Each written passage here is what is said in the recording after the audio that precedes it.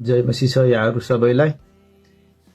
अनि यहाँहरू आरामै हुनुहुन्छ होला, मंगल कुशल हुनुहुन्छ होला भन्ने म विश्वास गर्दछु। आज फेरि पनि मैले तपाईहरुको बीचमा परमेश्वरको दिव्य वाणीलाई, दिव्य सन्देशलाई वाचन गर्न गइरहेको छु।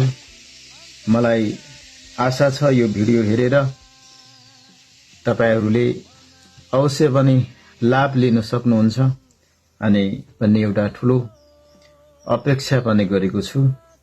मैले विशेष गरेर आज परमेश्वरको दिव्य वाणी गन्ती 21 अध्यायको 9 र यूहन्ना रचित सुसमाचार 3 अध्यायको 15 पदलाई म वाचन गर्नेछु। यहाँ यसरी लेखिएको छ, तब मूसाले एउटा काँसाको सर्प बनाएर त्यसलाई एउटा खामामा झुन्ड्याए। सर्पले डसेका सबैले काँसाको सर्पलाई हेरेपछि बाँचे। त्यसपछाडि यूहन्ना रचित सुसमाचार 3 को 15 पदमा यसरी लेखेको छ, र जसले उहाँमाथि विश्वास गर्छ त्यसले अनन्त जीवन पाउँछ भनेर यो वचनमा लेखेको छ। यसको म केही आत्मिक रहस्यका कुराहरू यहाँको बीचमा म राख्न गइरहेको छु। जब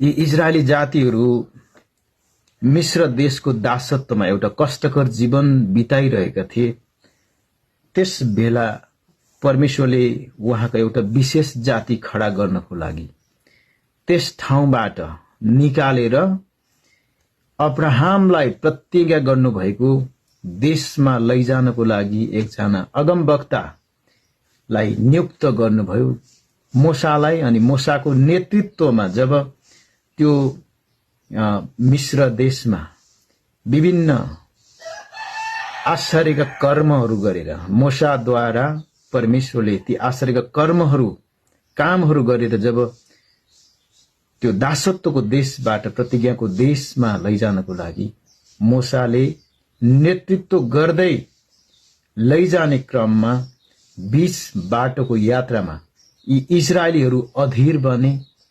यिनीहरूले परमेश्वरको आज्ञालाई उल्लङ्घन गरे अनि परमेश्वर र मूसाको विरुद्धमा जब यिनीहरूले गनगन गरे, तब यहाँ परमेश्वरले विषालु सर्प पठाइदिनु भएर हजारौं हजार यी इजरायली जातिहरू ती विषालु सर्पले डसेर मरेको घटनालाई पाउँदछौं। तब यी इजरायलीहरूले हामीले परमेश्वरको विरुद्धमा पाप गरेका छौं भनेर उनीहरूले पश्चाताप गरिकन जब मूसालाई हाम्रो निम्ति प्रार्थना गरिदिनुहोस् भनेर जब यी इजरायलीले मूसालाई भने, तब मूसाले यी इजरायली जातिको लागि जब प्रार्थना गर्दै थिए, तब परमेश्वरले मूसालाई एउटा यस्तो आज्ञा दिनुभयो, मूसा तैले एउटा त्यो विषालु सर्पको प्रतिमा बनाएर तैले एउटा काठमा झुन्ड्या। जसले त्यो सर्पको प्रतिमालाई हेर्दछ तिनीहरू बाँच्नेछन् भनेर परमेश्वरले मूसालाई आज्ञा गर्नुभयो। अनि जब यो एउटा यस्तो आत्मिक रहस्यका कुराहरू छन् यहाँनेरि, यहाँ सर्पले चाहिँ एउटा के दर्शाउँछ भने पापको परिणाम दर्शाउँछ। अनि यो पापको परिणाम चाहिँ के थियो भन्दाखेरि मृत्यु थियो, मृत्यु। यसकारण जब यी इजरायलीहरू अधीर बने, परमेश्वरको आज्ञालाई उल्लङ्घन गरे, गनगन गरे, तब यिनीहरूमाथि एउटा ठूलो संकष्ट, दुःख, पीडा आइपर्यो। अनि यी सर्पलाई हेर्नेहरू चाहिँ बाँचे भन्नुको अर्थ चाहिँ के हो भन्दाखेरि यसको गहिरो आत्मिक अर्थ चाहिँ हो विश्वास साथ परमेश्वरले दिनुभएको उपायलाई स्वीकार गर्नु अथवा विश्वास गर्नु भन्ने यो पदले देखाउँदछ।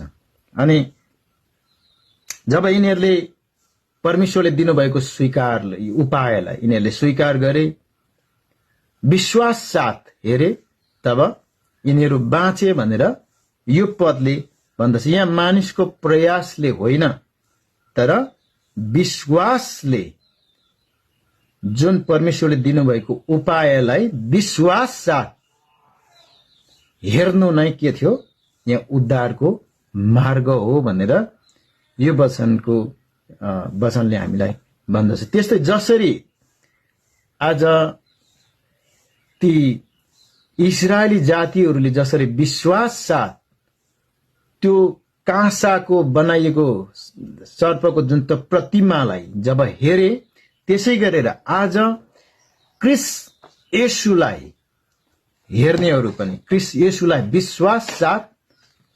हेर्नेहरूले पनि अनन्तको जीवन प्राप्त गर्नेछन् भनेर हामीलाई यो वचनले सन्देश दिएको छ। जसले उहाँमाथि अर्थात् येशू ख्रीष्टमाथि विश्वास गर्छ त्यसले अनन्त जीवन पाउनेछ। आमेन। यसकारण प्रिय दाजुभाइ दिदीबहिनीहरू, यो भिडियो यदि विश्वास नगर्ने कोही दाजुभाइ दिदीबहिनीहरूले पनि हेर्नु भएको छ भने येशू ख्रीष्ट कुनै धर्म होइन, उहाँ चाहिँ जीवनको मार्ग हुनुहुन्छ। मानिस जातिलाई, हराएका मानिसहरूलाई पापको दलदलमा, पापले थिचिएका, पापको कारणले मृत्युको पर्खाइमा अथवा मृत्यु कुरिरहेका त्यस्ता मानिसहरूलाई बचाउनको लागि प्रभु येशू ख्रीष्ट स्वयं उहाँ अजन्मे परमेश्वरको पुत्र, उहाँ परमेश्वर हुँदै पनि उहाँले सारा स्वर्गीय वैभवलाई, सारा स्वर्गीय अधिकारलाई त्यागेर उहाँ एउटा मानिसको चोला लिएर यस पृथ्वी दलमा आउनुभयो। अनि हामी सारा मानिसले गरेका ती सबै किसिमका पाप, ती अधर्मलाई उहाँको शरीरमा उहाँले बोक्नुभयो अनि हाम्रो पापको कारण उहाँ क्रुसमा मर्नुभयो। अनि आज येशू ख्रीष्ट चाहिँ हाम्रो लागि मर्नु भएको हो, हाम्रो पापको लागि उहाँ मर्नु भएको हो भनेर जसले उहाँमाथि विश्वास गर्छ, उहाँलाई हेर्छ, उसले अनन्त जीवन पाउनेछ भनेर पवित्र शास्त्र बाइबलमा लेखेको छ।